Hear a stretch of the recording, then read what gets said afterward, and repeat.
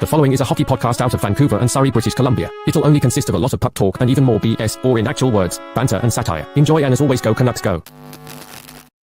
You know what time it is? It's time to go to Quinnesota.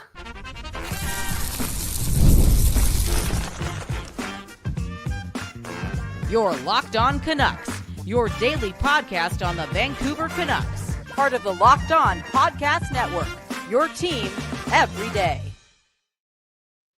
Hey, welcome to this special Locked On crossover episode between Locked On Canucks and Locked On Wild. I'm Trevor Beggs, co-host of Locked On Canucks, sports reporter for Daily High Vancouver, joined as always by my co-host, Kyle Bhawan. And most importantly, on the YouTube side, you're looking at the Seth sandwich, but we got Seth Toupal on from Locked On Wild, certified beauty, certified credentialed media member, and also Quinn Hughes' #1 fan. Seth, Kyle, I'm going to ignore you for a second. Seth, how you doing today, buddy? Fellas, we've prayed for days like this. Having covered this team, I have covered this team for now. This is season number 5. We have been waiting for the big swing. We've been waiting for the big fish. We've been waiting for pulling the whale into the boat. And now here we stand on the brink of greatness. By the way, shout out to the Richmond Flying Mummies. Okay, cool. You got to have a good hat to rep. If you have no hair on top of your head like I do not, you got to have a good hat to rep. The Richmond Flying Mummies is the way to go. Wow. I could not be more excited to be on with you two and to be diving into Quinnesota. The diving into the biggest trade in both our franchises' history, and a couple connecting points there. First time for me meeting Seth, and he's bringing up the Richmond the Richmond Mummies. Is that what you said? The Flying Mummies. Oh, the Flying Mummies. I'm actually recording this like 5 minutes from a city called Richmond, and I'm also balding. So there you go. Like, look at all the connections. We're practically family. And you said the Minnesota Wild have been waiting years and years and decades to take a big swing. I'm pretty sure the Canucks were waiting decades and decades to land Marco Rossi, okay? So why don't we just get right into it? Trevor, I know you want to we got to do it. We got to do it. Can you please gas up? Let's actually start with Marco Rossi. All three of the guys that we just got, but just give us some free therapy, Seth. How good do you think Marco Rossi could be? I think Marco Rossi stands to be an extremely solid top 6 center that is capable of playing both. He's played top line center for the Minnesota Wild over the last couple of years. He is an automatic 20-goal, 60-point center, which you think about how hard it is to find those types of players. He's a bulldog. He's an absolute pit bull. Don't let his small stature fool you. He will take you out behind the shed and give you the business if he needs to. This was the one, probably that I am going to miss the most is Marco Rossi. And, from having some major complications from myocarditis back during the COVID days to where he missed a full season because of that heart ailment. He's worked his way all the way back. He is a tank. And you're going to get a guy that battles in front of the net. You're going to get a guy that is aggressive, that is physical. This is a massive get for Canucks fans to bring a guy like this in and to be able to now work him in. You talk about Elias Pettersson being probably the top center at this point for this Canucks team. You're going to be super comfortable playing him at the number 2C. And if Pettersson's out of the lineup, Rossi can slot in on the top line easy. He's a top 6. He's a top 6 guy. He's not a top 6 guy at a place. He's a bona fide top 6 center, a rare find, and I think that was a great get for the Canucks. Yeah, and clearly a guy that they've been interested for some time, right? We all have heard about the deal that potentially fell apart of the draft with the first overall pick, which ended up being Braden Coots, Atu Ratu, and Arturs Shilovs. But yeah, with Marco Rossi, again, look, the Canucks have been so desperate for a center. We all know that. And look, I brought up the player card here quick, but this is a guy without a lot of holes in his game, Seth, and the numbers kind of back that up. But I wanted to ask you, as a guy who's been watching Marco Rossi every day. Like, are there flaws or holes in his game? And I guess the flip side to that is, what is the peak for this player? I think the biggest spot I would say for Rossi is growth offensively. I wouldn't call it a weakness in his game because he's very good. He's a very good net front guy. He gobbles up rebounds. He's very capable at scoring from that part of the zone. Beyond that kind of immediate net front area, he has started to add that to his game, but it's still a work in progress. So as he continues to get more comfortable and becomes a guy that can maybe, just dominate the faceoff circles and in, that's where you're going to see him go to a 30-goal scorer, a 35-goal scorer. He's very capable on both ends of the ice while still at 24 years old, still kind of growing into where he's at as a player. So I'd say the offense is going to continue to develop. As far as the defensive side goes, he is capable of holding his own defensively. I wouldn't say shutdown D is his specialty, but he's very capable of playing defensively too. So you're getting a very well-rounded 200-foot type player that if he just continues to kind of hone his offensive side, you're looking at a 30-goal guy that can give you 60, 70 points. Whoa, that's exciting, because again, everyone knows on this program, I'm just a Canucks fan. I'm not like the big NHL guy. Just read too many books and walk my dog too much, and just spending too much time with other stuff that doesn't matter. And I wasn't getting the whole hype on Marco Rossi, but again, now we're hearing you talk about him. Trevor's been high on him too the whole time, and even NHL pundits right after the trade. I think a big reason why they thought the Canucks got a haul was obviously because of Buium. But no, people love Marco Rossi, and man, like you seem to love him too. And my last question on him, and I'm actually glad we're spending more time on him because I feel like we've just been talking about Buium here on the show. Like when he was missing from your lineup, like was it like obviously noticeable that like the team just played different? Like is he one of those players that you miss when he's not playing? Yes, and I think there is one reason that it maybe wasn't felt as much this year.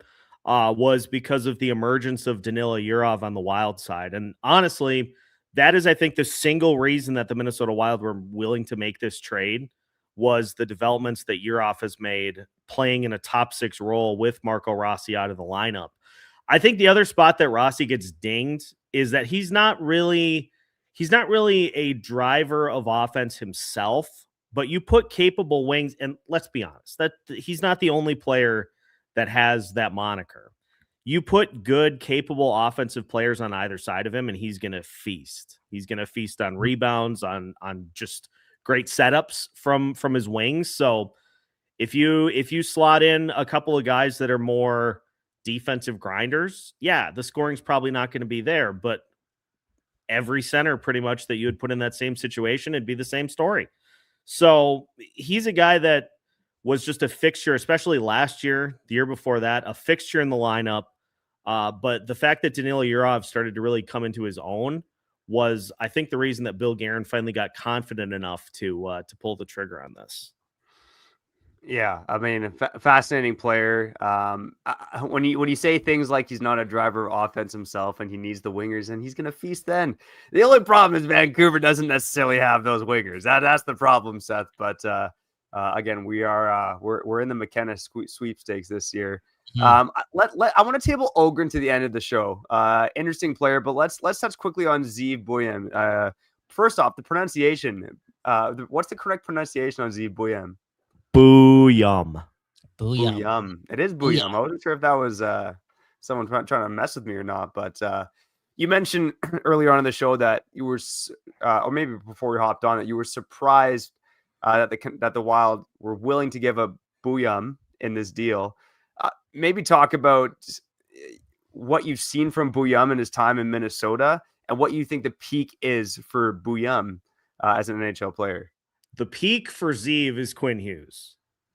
That's the peak. And so it's fascinating to break this trade down because that's why I got roasted for it on social media, because I think a lot of people just misunderstood what I was saying. I was surprised that the Wild were willing to move Zeev at this point in his career. I'm not surprised that he had to be thrown in to get a guy like Quinn Hughes. You've got to give up good players in order to get good players. So I'm not surprised by that at all. But Zeev is a guy, offensively, he is a plus puck mover, puck handler. He is a great skater. He has made, even in the early start to his career, he's made so many defenders look foolish, just flat out stupid, trying to defend him. So he brings some great offensive elements. The defense is something that he is going to work on as he gets more comfortable. But if his offense continues to rise as people expect that it will, he's a guy that could be Quinn Hughes a few years down the line. The problem with this was that Bill Guerin wanted Quinn Hughes right now because you've got Kirill Kaprizov. Your contention window, as we now know, is wide open. He wanted Quinn Hughes right now. He said, I don't want to heat this up in the microwave and have it turn into Quinn Hughes.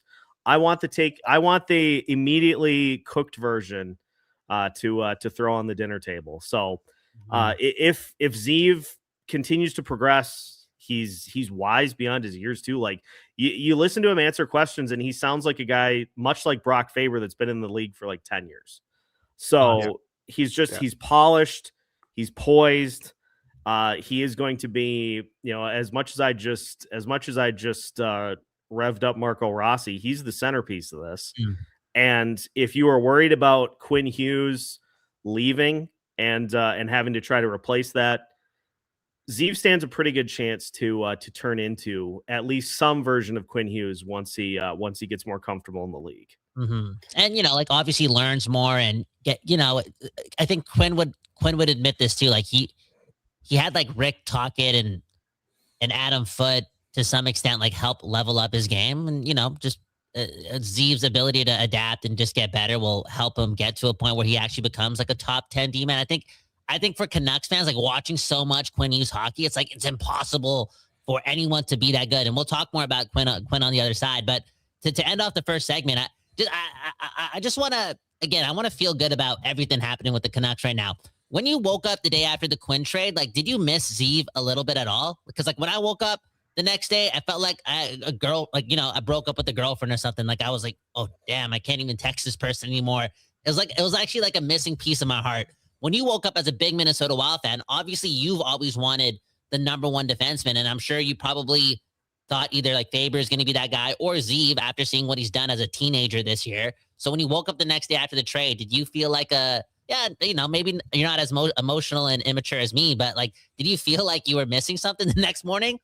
The Wolverine meme where he's laying on the bed with the photo? That was me with Rossi and Zeev, especially. Liam Öhgren was on the other side of the frame, but he's still in the picture.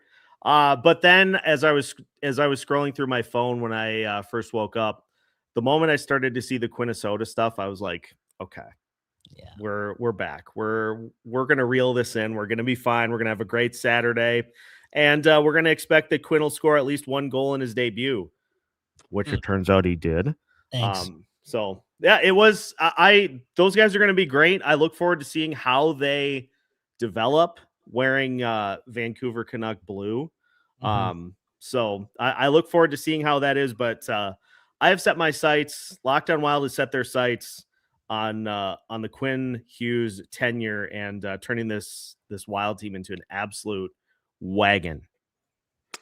Yeah, they look like a wagon right now, and let's get to that in the betting odds as we shout out a sponsor. We'll be back on the other side to hear more about Seth's thoughts on the Quinn trade and the vibe right now in Quinnesota. That's coming up next here on the crossover of Locked On Canucks and Locked On Wild.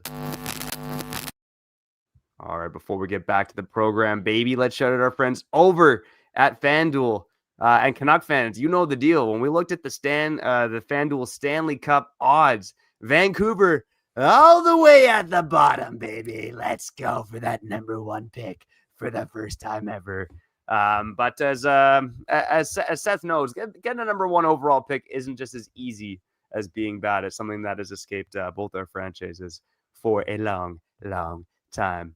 But speaking of those Minnesota Wild, where are they on the Stanley Cup rankings? They are 10th overall at odds of plus 2,700 to bring home their first Stanley Cup in franchise history. They're officially in the dark horse conversation. Seth, are you smashing those odds, or do you back off on the Wild bets? Hammering those odds. I am going all red for the Minnesota Wild to hop into the Stanley Cup chase. It's our time. Why not us? Why not Minnesota?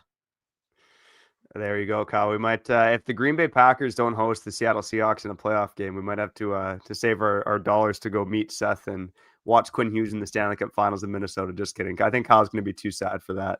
But if you're placing bets, again, go make sure you check out FanDuel, NFL, NHL, all that good stuff. Visit FanDuel.com to place your live bets and go check out the the FanDuel app today. Oh, yeah, baby. And let's shout out our friends over at Doer. You know what we say, Seth? We say do the Doer, baby, okay? Because Doer, they make the world's most comfortable pants. They make it sexy and they make you feel comfortable. And for the holiday season here, I'm treating myself, and I might even think about treating other people in my life so that they can feel good and look sexy. Boom, bam, all of the above. And if you just think I'm talking out my rear end here, let me tell you, these are the world's most comfortable pants. The Doer jeans have 5 times the stretch of traditional denim. You can find them actually all across North America, but you can also check out Doer if you're here in Vancouver at 1757 West 4th Avenue. Mention our promo code Locked On Canucks in store for 15% off your first order. You can also go to doer.ca/Locked On Canucks for 15% off as well. That's DUER.ca/Locked On Canucks.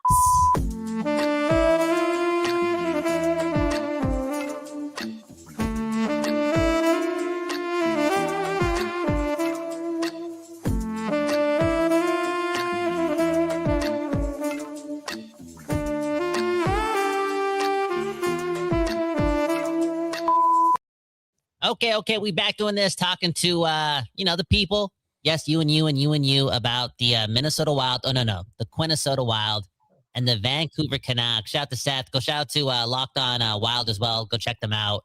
And I'm sure a lot of Canucks fans will be doing so because, unlike me, who is like, again, super emotional, can't afford therapy, is super petty. There is still like some anger and some resentment towards Quinn Hughes because, man, oh, man, it hurts to lose who I compare only to like the likes of Cale Makar, Bobby Orr, and for the Minnesota Wild fans listening, Seth, to some extent, I feel like you guys got a different version of Connor McDavid too. Like that's how good Quinn Hughes is. And I did want to I know we have to talk about Liam Öhgren and we'll bump into like the very end of the show, save the best for last. But I want to give your fans something. And again, our fans have heard me, complain about Quinn for the last couple of days. But again, I do want to take the time to just tell you and remind you and give you a bit of a tease. Like you got literally like in my 23 years, when did Minnesota and Vancouver play in the playoffs? Like 2003? 2003, 22 years ago.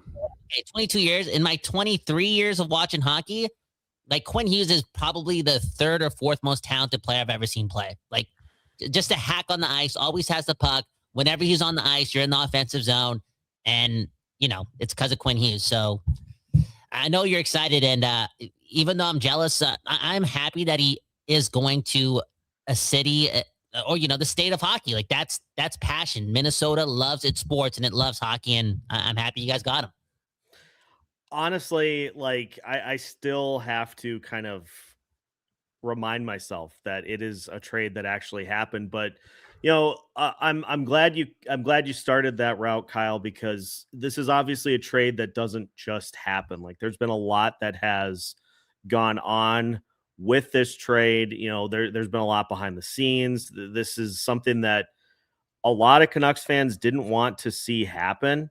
But at the end of the day, it speaks to the unfortunate side of this. As much as we love to just root for these players and cheer for these players and give everything that we have on the line for these players, at some point there just comes a time where, whether it be them, whether it be team circumstances, whatever it may be, at some point we hope something like this doesn't happen. So, I don't mean to have you guys cut open a vein once again, but just talk me through the buildup to kind of how things got to this point, because a couple seasons ago, Vancouver was just this absolute wagon with Thatcher Demko. You had JT Miller, you had Elias Pettersson, just hawking goals every night.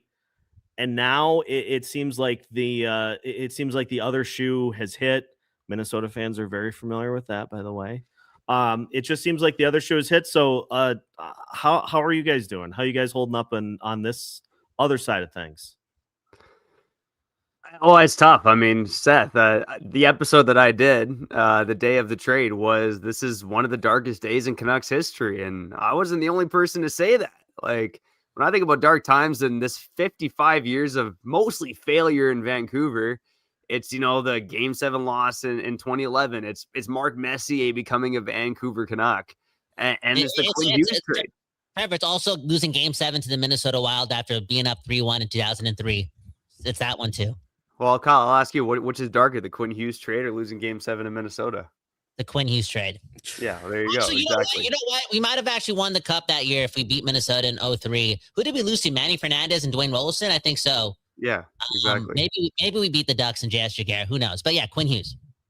Yeah, I mean, look, it's been a big downfall for the Canucks, Seth. I mean, this market knows it very well. I think we know by now it really did start with, choosing JT Miller over Bo Horvat. You could see the logic at the time, but clearly with the strained relationship between him and Pettersson, Quinn Hughes having to be the captain through that, I don't think he was mentally prepared or ready for it. That choice seemingly was the downfall of this core and this organization. You had a guy in Bo Horvat who, despite some people in the market not liking him or saying he was a country club guy, that was a guy who wanted to be a Canuck. That was a guy that bled blue and green. They chose JT Miller. He fights with Pettersson. Then all of a sudden the team starts blowing up, and it was all really downhill from there. So what looked like a sign of good things to come after 23-24 ended up really being a flash in the pan. And look, I see this comment here from James Moore. Shout out to the Everydayers here on Locked On Canucks, the #1 sports podcast network in the world, by the way. James Moore says, enjoy Quinn the player, but some advice. Don't put a C on him. He's not an alpha or a character guy. Just let him cook. And I think there's some truth to what James is saying. I think Quinn Hughes, you could see it on his face, having to talk to assholes like me on a daily basis in the dressing room. It was wearing on the guy. I think he does do better in an environment where he could just go out and play hockey. And not to say that he doesn't know how to talk, right? You saw it in his media avail in Minnesota. I think he was very articulate, very honest there. But I think this is a guy that just does best when he's another guy on the team instead of the guy that has to go out after every game when the times aren't so good. Yeah, and the Wild have Jared Spurgeon in that captain's role, so that's taken care of. I'm not sure if he will wear an A or not. I would guess probably not. Like you said, I think they just kind of want him to be a force offensively for this team and to just let him handle the offense. And honestly, guys, final one that I have for you before we flip it back, and we got to talk about Ogrren a little bit. I was of the mind, you've got Kirill Kaprizov, you've got Matt Boldy. I said you need a third. You need a third. But the hierarchy, at least in my mind now, is Quinn Hughes, Kirill Kaprizov, and Matt Boldy. Like, that's the type of impact that Quinn Hughes can have on this team. And so turns out another superstar does not need to be on the offensive side. Defense can do that too. Yeah, and defense wins championships, and Quinn is a really good defender, in my opinion. Yeah. Like even take it back to the 2024 playoffs when the Canucks made it to the second round, Game 7 of the Stanley Cup playoffs, second round against the Oilers, 8th best accomplishment in Canucks team history. Quinn wasn't dominant offensively, and I think some people look at that and they're like, oh, he's not a playoff player. But I can't remember a time where he was bad defensively. Like, he was good. He was solid the whole way through, and I'm not a fancy stats metrics type of guy, but you look at the stats from that playoff run and the defensive stats, and he was awesome because he is, again, like, there's a reason why I compared him to Connor McDavid, and it wasn't just because of the offense. I'm just trying to let Wild fans know, like, he is uber dominant. And you brought up Kirill Kaprizov.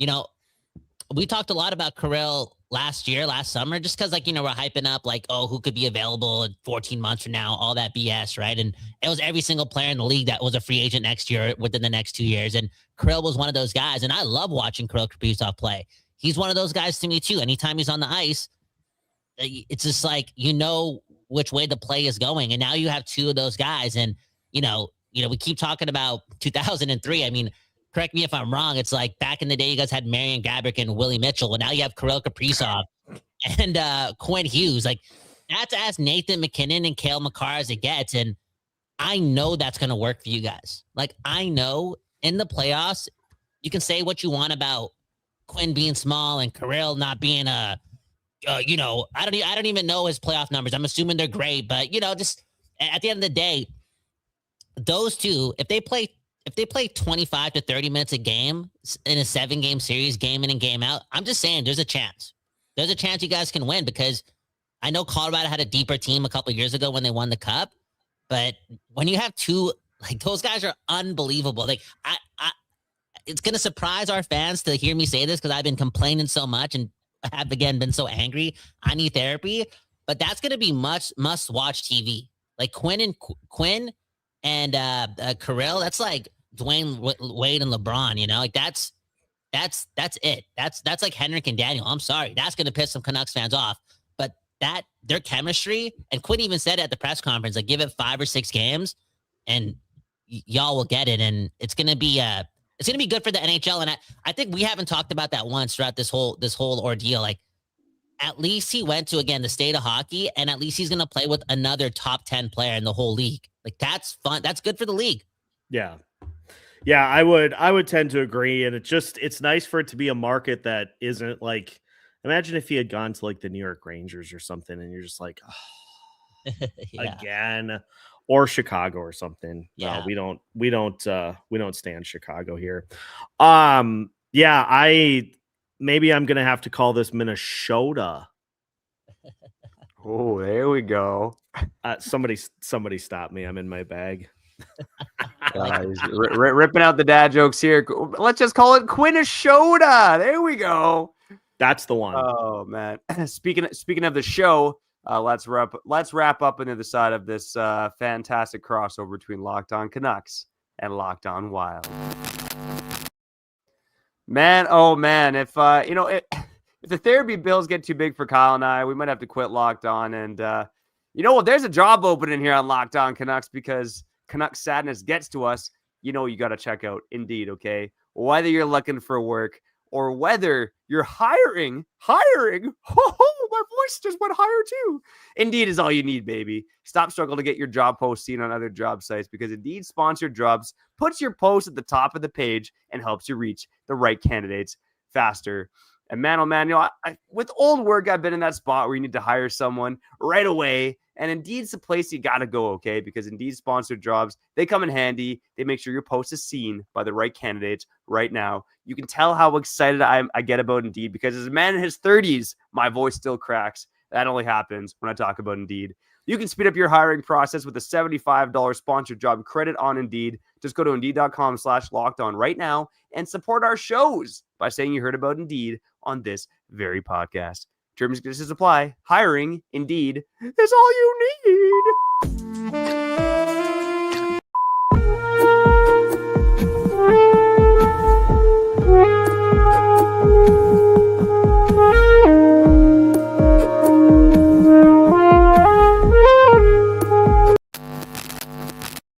Okay, we back doing this, talking about the Wild, the Canucks, the trade. One left to Seth, one left to Beggsy, the second best dad in the world. Said he was about to throw his kid off a merry-go-round after he heard the news of the Quinn Hughes trade. Child services, I know where he lives. I'll let you know his address for $50. I hit the like button because I do need that $50 for real. Christmas is coming up. Still haven't bought my girlfriend a gift. And, just, again, do the math. Speaking of the math, let's read some comments. Oh, man. Look at Aaron Phillips saying, and I know Trevor would have more notes on this. Aaron saying, tell us that Liam Öhgren is the salt to Lekkerimäki's pepper. Trevor, what's he alluding to here? Well, I mean, Ogrren and Lekkerimäki were, teammates and successful teammates, in Sweden back when they were in junior and at the World Juniors as well. But Seth, the one thing that I really want to pick your brain about with Liam Öhgren is, I guess, what's happened with his development over the past couple of seasons. Look, Kyle and I, when we watched this guy and, even watching this guy maybe before the trade, I'll even kind of backtrack a little further. I was talking with this guy even, could the Canucks get Ogrren out of Minnesota, even like a Sherwood deal and some kind of package there? I didn't think it'd be in the Quinn Hughes deal, but I had a feeling that the Canucks have interest in this player. They wanted to draft him originally when they chose Lekkerimäki. So, I guess you can say I got a half-baked prediction right there. But, I'm reading some stuff about, other execs calling Ogrren a bust. And I know I'm throwing a lot at you, but just want to pick your brain on Liam Öhgren. What's happened with his development, and what do you see for Öhgren moving forward in his NHL career? It is too early to call Liam Öhgren anything because he didn't really have a clear path in Minnesota. He didn't really have an opportunity to show what he has, I think. I know he had some top 6 opportunities, but they were mostly as injury fill-ins. He's got great size. I envision him being a guy that can be kind of that power forward, big body that is good at handling and maintaining the puck. The thing that I think, if it can improve, if it can come around, if his scoring comes around, I think he could be a 20-goal guy in the NHL. I think he really could if he gets the opportunity to kind of showcase what he has. That was the big thing, though, is it always seemed like we went the last couple of training camps and he would have a good camp. And, we got to the start of the season and he'd be down in Iowa, and he goes down to Iowa and he's killing it down there. But then he maybe gets an opportunity to come up and play a few games at the NHL level, and the results just don't translate. He just needs to be given an opportunity. I think he's going to absolutely get that in Vancouver. Give him an opportunity. Give him an opportunity to grow, to figure out kind of where he fits amongst other NHL players. And I think he could be a guy that turns into a solid middle 6 contributor on any team. But quite frankly, right now, I haven't seen enough to really be able to definitively say he's a bust or he's going to be the next coming of Wayne Gretzky. He's going to fall somewhere in between the two, depending on what sort of opportunity he gets in Vancouver. Thanks. And I think for Canucks fans, I mean, we've been throwing around the name like Podkolzin, like that's maybe like where he's going to end up. And the Canucks gave up on a player like that a little too early to a division rival. And maybe they're trying to replace him with a guy like Ogrren. And Trevor, I don't know if you heard Michael Russo on Sick Harrison Price, like right after the trade. He did admit that the Canucks and Wild did talk about Ogrren for sure would trade, but the Canucks didn't want to do it. Really? Yeah. Nice to know that this half-baked guy is onto things once in a while. Yeah. Okay, so I know we got to end off the show. I don't know if you want to do like an 18-minute synopsis on Ogrren, but I kind of want to just have fun here. Like, I'm assuming, again, you've been a Wild fan your whole life, Seth, like from the area, boom, bam. Yeah, I haven't followed hockey a ton throughout my life just because I never played it. Spoiler alert, you got a guy covering hockey that never played hocky. There you go. I played ball hockey. I'll tell you what, I was at the Canucks media skate the other day. I'll tell you right now, not all media formerly played hockey, that's for sure. you got a lot of people that just have never laced up the skates, and when they see me, they're like, "You shouldn't, like you shouldn't be on skates." And I'm like, I don't blame you, but I've for the better part of probably the last, I don't know, since that Colorado series back in 2014, I've kind of been keeping an eye on the team, and now obviously doing this, we're fully in. Both sleeves rolled up, fully into the mud. Mm-hmm. Just trying to pulse this team to a Stanley Cup so that I can finally see one here in the state of Minnesota. Everybody tells me, well, what are you talking about? You were alive when the Minnesota Twins won the World Series. Yeah, I was 3 years old. That definitely counts. Oh man, no, I only brought it up because I was like, oh, maybe we'll go down memory lane and talk about the 2003 playoff series when I was in grade 5, and That whole Seth and I did that like a year or two ago, I think. Yeah, Okay, we did go down that road a little bit. Okay, and you know what? Go check out that episode and go listen to it, and just go check out Locked On Wild. And again, I wanted to like go on a little ramble about that because I feel as if that was one of the first heartbreaks of my life.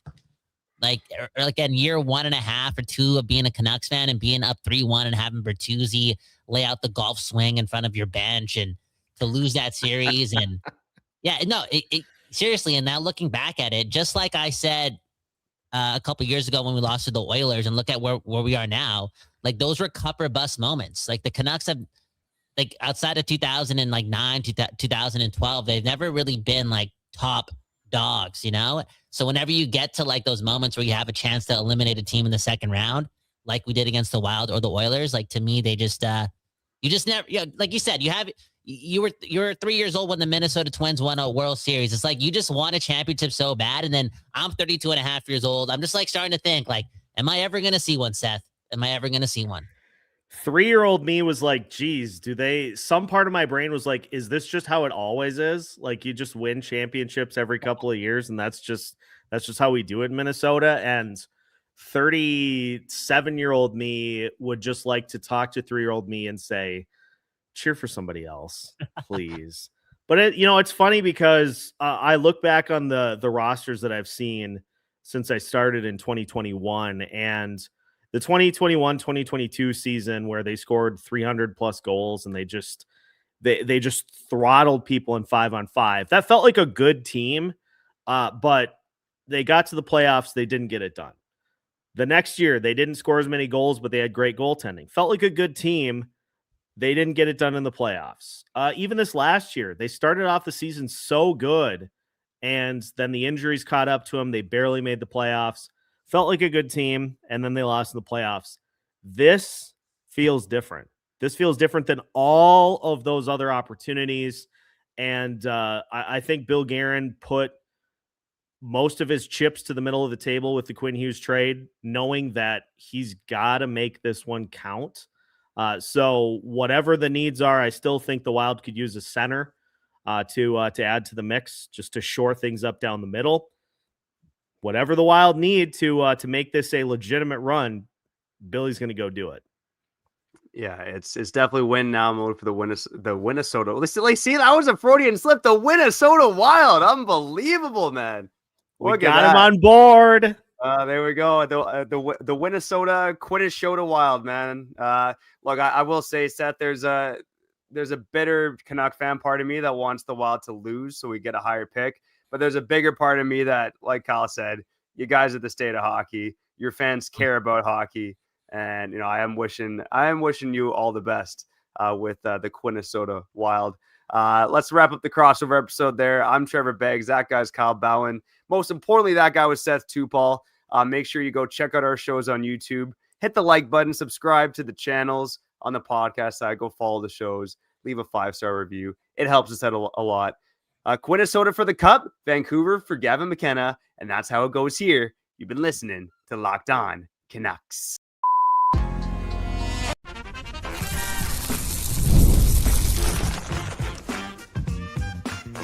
Your Locked On Canucks, your daily podcast on the Vancouver Canucks, part of the Locked On Podcast Network, your team every day.